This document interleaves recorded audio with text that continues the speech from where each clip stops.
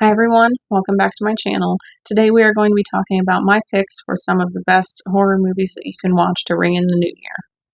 So I do have to say that New Year's Eve just does not have enough good horror movies at all, but there are a few good ones in here, so I wanted to bring those to your attention just in case you haven't heard of them before. So the first one that I want to talk about is Terror Train. This one starts out with a scene that takes place a few years before the main events of the film. And in it, we do have a group of fraternity brothers, as well as one girl who is played by Jamie Lee Curtis, that they have enlisted to help them with a prank on one of their more nerdy pledges. And it is basically told to him that he is going to get to hook up with her, but he gets to the room and to the bed, and then he finds a corpse in the bed instead because they are medical students, so that's how they were able to get that there. And it definitely messes up his mind pretty tremendously, and he ends up being institutionalized. So then we jump a few years ahead, and they are going to be having a New Year's Eve party that they're throwing on a train. And in true horror movie fashion, their number starts to dwindle. So, this one I believe is the quintessential New Year's Eve horror film, and I think that if you are only going to watch one of the ones on this list specifically for New Year's, this is the one that you should watch. I think that it is a really fun 80s horror movie, and not one of the most iconic from that time, but it is still pretty iconic in itself. I think that the look of the villain is really cool. However, the villain's look does change throughout the course of the film because when he does take out some of these kids, he is taking their costumes and stuff. However, the specific look that I'm talking about would be when he has on the Groucho Marx mask. That is just super creepy and awesome looking, honestly.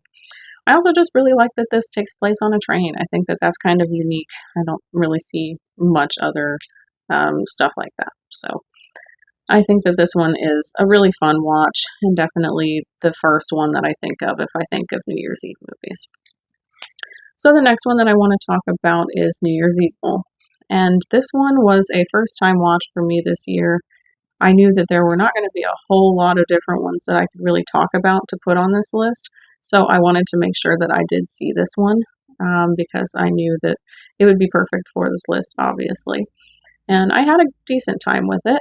I think that it is another, cheesy 80s horror movie and not quite as good as Terror Train, but I did have a good time with it. So this one is about a DJ from more of like the punk and new wave scene at the time, and she is doing a broadcast for the new year, and she is it's like a party that they've got a whole bunch of different people at. They've got like some live music as well, and she starts getting phone calls from a man who is calling himself evil. And he said that what he is going to do would be murder women at the stroke of midnight for all the different time zones. And he's leading up to killing her at the end, and she is in the Pacific time zone. So they are definitely concerned for her safety, like all of the security and stuff. So they do up the security a little bit, and they get progressively more concerned as they find out that women throughout Los Angeles are being killed off, and at the same times that he kind of quoted that he would be killing them. But this one, I think, is a very fun watch. It is, like I said, pretty cheesy 80s horror movie.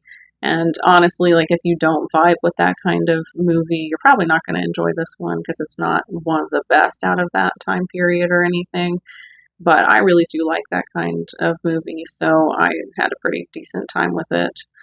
And I would recommend checking it out, especially if you do want more ideas on New Year's horror movies. So the next one that I want to talk about is actually an episode of Hulu's Into the Dark series, and it is New Year, New You. So this one centers around a friend group of girls who are trying to reconnect over New Year's Eve. They have kind of lost touch for the most part due to the fact that they did lose one of their friends not too long ago, and it's something that they are struggling with, some more than others. There's definitely some animosity toward different members of the group because of that, as well as one of the girls is a pretty successful influencer, and I think there's some animosity and jealousy toward her for that. But honestly, this one is just kind of about the relationships between the girls, and they are kind of just drudging up the old memories, and they're doing that when they play a game of Never Have I Ever, and it's kind of manifesting in more violent ways. But I think that this one is a pretty good episode from the Into the Dark series. I have not watched all of them, but I thought that this one was a better one out of them. I really like that it is just all female based for this one. It's just a little bit different than some of the other ones I'm putting on this list. And I definitely think that it's worth checking out. And it is just an episode of the show, but since it's full length, I figured it deserved a spot on this list as well. So the next one I want to talk about would be Y2K. This one just came out last year, and it is a story about a group of teenagers who are going to a New Year's Eve party, and it does take place in 1999 into 2000. And for any younger viewers that might not know what Y2K is, I'll explain that now. It is something that people were very worried about at the end of the year 1999 going into 2000. They were very unsure about how computers would handle the switch over from 1999 to 2000, and they thought that it was going to essentially just collapse technology and mess with banks and stuff like that. And I think that that's something that is scary now, even not necessarily that specific thing, but just the idea of a collapse of that size of technology and stuff, because right now we are so hugely dependent on it, and we were definitely starting to be dependent on it back then as well. This is not something that I was ever worried about because I was a very little girl at that time, and it's just something that I've kind of learned about as I've gotten older, but definitely was something that made people fear back then. And in this movie, instead of it just being like a collapse of the technology, we actually have the technology come to life and they're not happy. So this one I think is a lot of fun to watch. It doesn't take itself too seriously. It definitely leans into that horror comedy vibe. And I definitely have a lot of fun with it. I think that it is a really good like popcorn horror to watch. I had wanted to check it out for a couple reasons. First off, I just do usually try to watch most of the newer horror movies when they come out. Um, and as long as it's not like a disturbing one, I don't usually go with those at all. But anything that's more palatable like this one, I will definitely check out. And I also wanted to watch this one specifically because it has Jaden Martell in it. As I said in my video for The Lodge, if you watched that, I try to watch all the ones that have the different actors and actresses from It Chapters 1 and 2 in them. I think that the kids that play the Losers Club in those movies are just so fantastic. So I had to watch this one specifically for that reason. And I'm really glad that I did. There are some good kills in here, definitely a lot of gore, and they're funny kills as well, which I appreciate. And there's also a pretty good cameo for, people from that time period. I think it's pretty funny what they do in there. But the last one that I want to talk about would be The Substance. And this one I did talk about in another video, so I will kind of keep this brief. In it, we do have our main character played expertly by Demi Moore, and she is an aging actress that is actually being let go from the position that she had been in due to the fact that she's getting older and they want to hire someone younger. And she happens onto something called The Substance, which is a drug that will essentially allow her to have a younger and better version of herself that she can switch back and forth between. And there are some very specific rules that she needs to follow in order to have that be a successful transition between the two of them. But she kind of realizes that um, it's hard to follow those rules no matter which version of herself that she is at the time. And really, any decision that she makes in either of those forms is going to affect the other one in some way. And I am putting this one on the list, not that it's like all about New Year's Eve, but it is about New Year's Eve and the climax of the film. That is the end of it. And it's definitely a disturbing way to bring in the new year. Um, uh, Definitely a really good watch.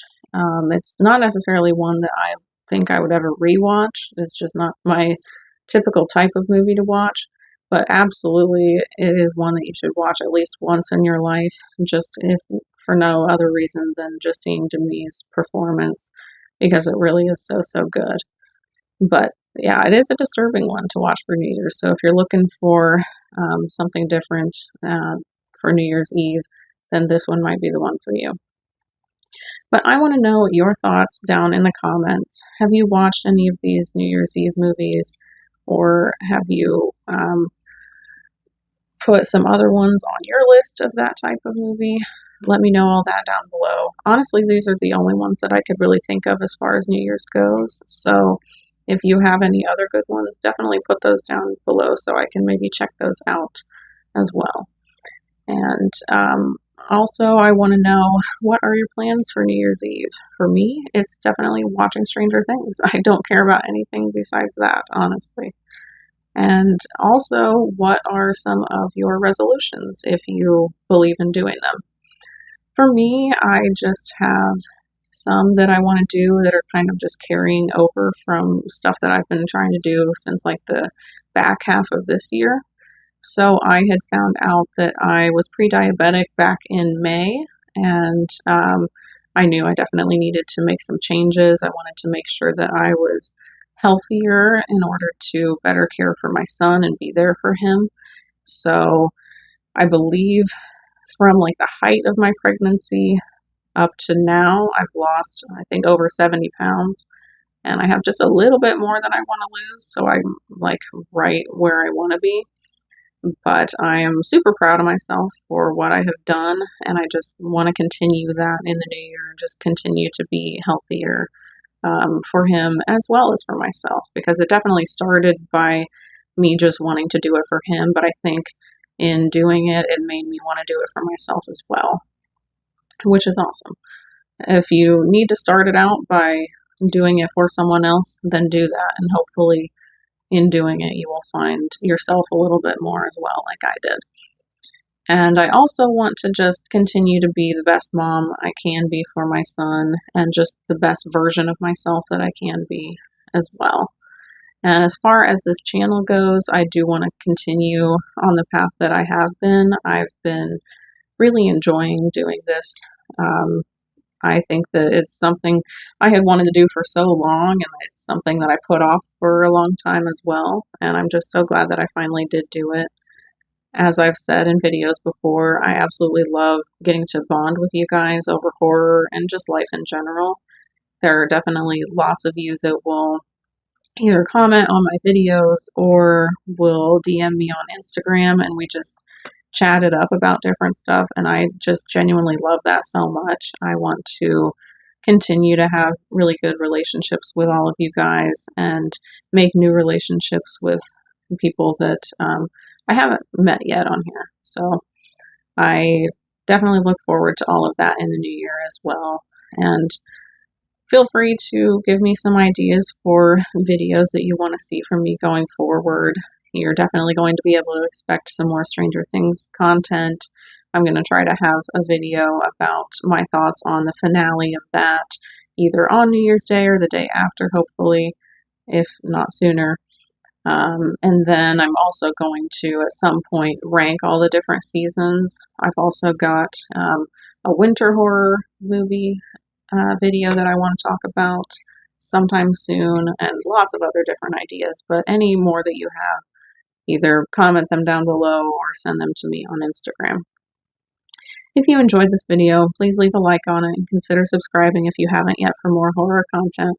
I do post 2 new videos each week. You can follow me on Instagram for updates on my channel as well as additional horror content. You can also follow me on Letterboxd to see what I have been watching lately and my brief thoughts on any of those films. If you want either of those, they are linked in my channel description for easy access for you guys. I want to say thank you to everyone who has been supporting me so far. It doesn't go unnoticed. My name is Devin. This is Carpenter Hill. Thanks for watching.